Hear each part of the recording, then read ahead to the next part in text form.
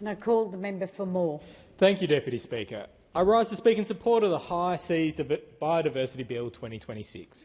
This bill concerns areas beyond national jurisdiction, but its consequences are not distant.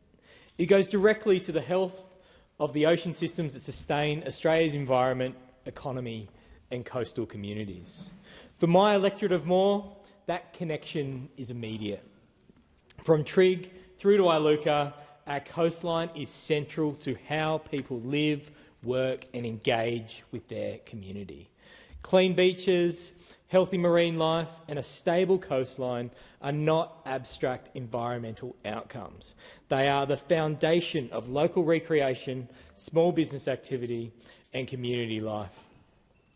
This bill gives effect to Australia's obligations under the High Seas Treaty, which was signed in 2023.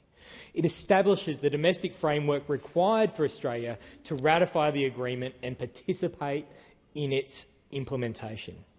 Deputy Speaker, around 60% of global ocean lies beyond national jurisdictions, yet only a very small portion of this is currently protected. These areas are not separate from us. Ocean systems are interconnected, and what occurs beyond our borders ultimately affects our coastline. That reality is evident in Moore. Pressures such as pollution, changing marine conditions and impacts on fish stocks do not originate solely within Australian waters. This bill responds to that challenge by establishing a regulatory framework across three areas. The first is marine genetic resources, which are biological materials from the ocean with scientific and commercial value. The bill introduces a notification regime requiring Australian entities to disclose their collection and use. This promotes transparency and ensures that access to these resources is managed responsibly within an international framework. There is a clear local connection. Western Australia is home to significant marine research capability, and that work is increasingly translating into practical outcomes. In Moore, projects such as Uluu at the Indian Ocean Research Centre demonstrate how marine research can support sustainable industry, including alternatives to plastic. This legislation supports that work by providing a consistent framework for how marine resources are accessed and utilised.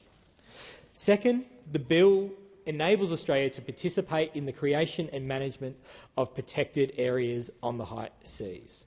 This contributes to the global objective of protecting 30% of the ocean by 2030. Australia already has a strong domestic record in marine protection. This bill extends that approach beyond our jurisdiction. That matters in Moore. Marine ecosystems do not operate in isolation. The effectiveness of protections within Australian waters is influenced by what occurs beyond them. Without coordinated international management, those protections are undermined. Third, the bill establishes a regime requiring activities undertaken by Australian entities in areas beyond national jurisdiction to be assessed for their environmental impact. This ensures that risks are identified and addressed before activities proceed. It is a familiar regulatory approach, but its extension to the high seas represents a significant development in global environmental governance. For coastal communities like Moore, this is a practical safeguard. Environmental harm in international waters does not remain contained. It ultimately affects our shoreline. The bill also embeds a precautionary approach, ensuring that uncertainty is not used as a reason to delay action where there is a risk of environmental harm. In addition, it establishes a compliance and enforcement framework, including strengthened civil penalties to ensure the regime is effective in practice. Deputy Speaker, there is also a strategic dimension to this legislation. The high seas are governed through international cooperation. Without ratification, Australia would not participate in decisions that shape how those areas are managed.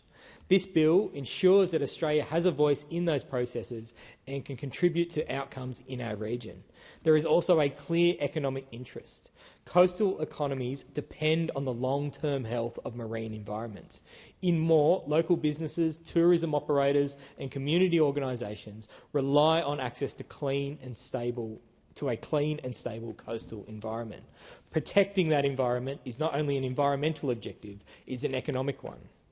The bill ensures that activity is conducted responsibly, transparently and in accordance with agreed international standards.